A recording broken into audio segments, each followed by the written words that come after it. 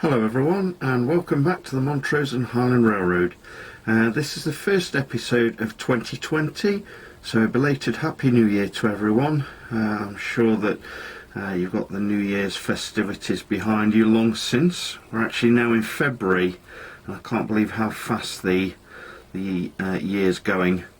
My New Year's resolution for this year was to actually spend every Tuesday night at least 2 hours working on either the Montrose and Highland Railroad or its little brother Cascade, which, as you can see,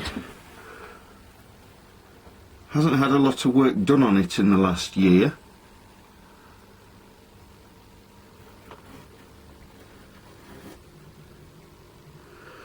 So I'm planning to do more on that this year. Cascade is a layout set in the late 1970s in Washington State in the Pacific Northwest, and is meant to be a yard leaving Wenatchee, going through Appleyard down to the Cascade Yard, which is what this one is. You can see I've got a cement works there. And a couple of buildings which I hope to put in. Anyway, this video isn't about Cascade, it's about the Montrose and Highland Railroad, and as you can see at the moment, the layout looks a mess. That's because I'm working on it, and I just thought I'd break off for a few minutes to do a new video for you.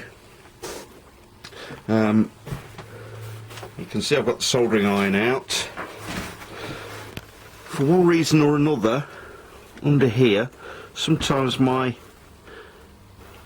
feeder wires come down off the layout. They become unsoldered, so I've resoldered 3 of those on there this morning, and I hope they stay on now.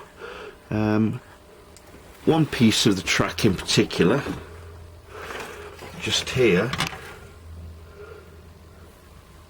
was actually quite rough riding.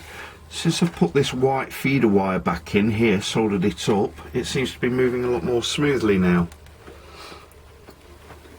I've also replaced this switch here in the last couple of weeks next to the hobo camp, and I've also put in a little bit of track leading up to that, which is now actually made running much smoother in this area. There's a bit of track here which needs replacing. It's not actually a very good piece of track. You can see there's a lot of sleepers missing just there, and the tracks have actually splayed outwards from each other, so I do get the odd derailment there. And I'm working on the overbridge at Blue Haven. This is basically a piece of scrap wood which a friend of mine let me have. On top of that surface is styrene sheet, or plastic card as we call it, and then just this morning, as you can see, it still moves. I've laid some black felt from the craft shop. We have a chain called Hobbycraft here. In America, the equivalent you have is called Hobby Lobby. I've been to Hobby Lobby. They're almost identical, actually. So I've used white glue to stick those down, and then I've got some styrene sidewalk from Evergreen, and then that will go there on the edge. Also trimmed it up properly, and there'll be another one on there, and then I should just paint it in varying shades of grey or dirty black. So that's the scenic work that's going on the layout at the moment. I've also put down this retaining wall, which I actually purchased by mistake. It's a Chute retaining wall. It's actually HO scale. The road surface isn't glued down yet because I want to put stains of black paint in there and highlight it with lighter grey, but I think it looks quite good. So it just goes to show, as Bob Ross would say, we don't have mistakes, we only have happy little accidents. And I had a happy little accident getting an HO retaining wall, which looks really good underneath my road bridge.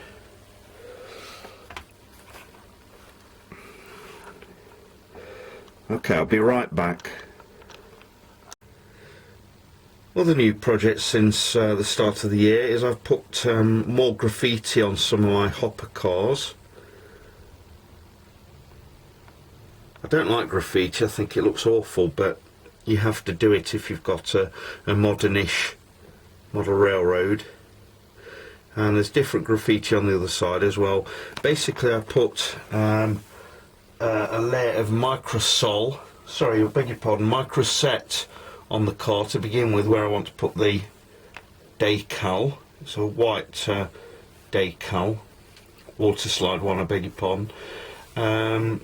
Then I cut out the decal, although the most recent ones from Blair Line are actually pre-cut for you, so all you have to do is soak them in water, warm water, slide them on, leave them to dry overnight, and then put microsol over the top. So the first one you do is microset, then microsol, leave that to dry, and then put one more layer of microset or matte varnish over the top to protect them. And as I say, although I don't like graffiti, I think they've actually come out quite well. I've also got a new box car. This is made by Athen,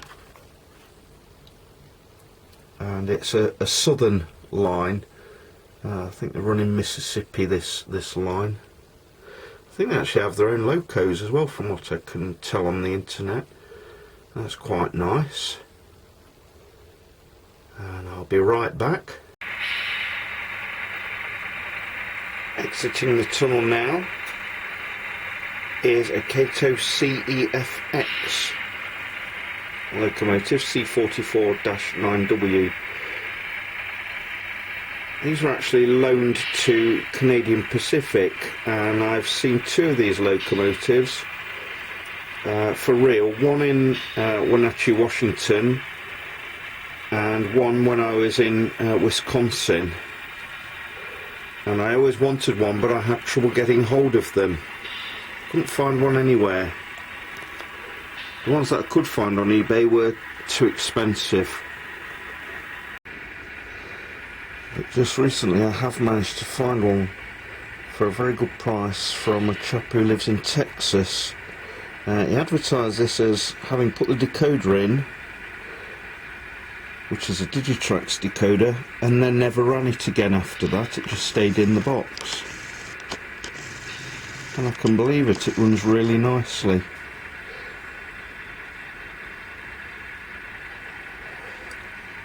So if you're watching this, the person who sold 1006 to a guy in England, thank you very, very much indeed. It's now earning a living on the Montrose and Highland Railroad, and he made me very happy when he sold it to me. Thank you very much. So that's it for this episode number 51 of the Montrose and Highland Railroad. Thanks everyone for watching. I hope this has encouraged you to go back to your layouts. After all, it is model railroading season here in the winter. So head off to your spare rooms, your basements, your attics and your garden sheds, and get modelling. And I hope to see you soon. Please consider subscribing to my channel if you like what you've seen. And as always, stay tuned, there's more to come. Thanks for watching.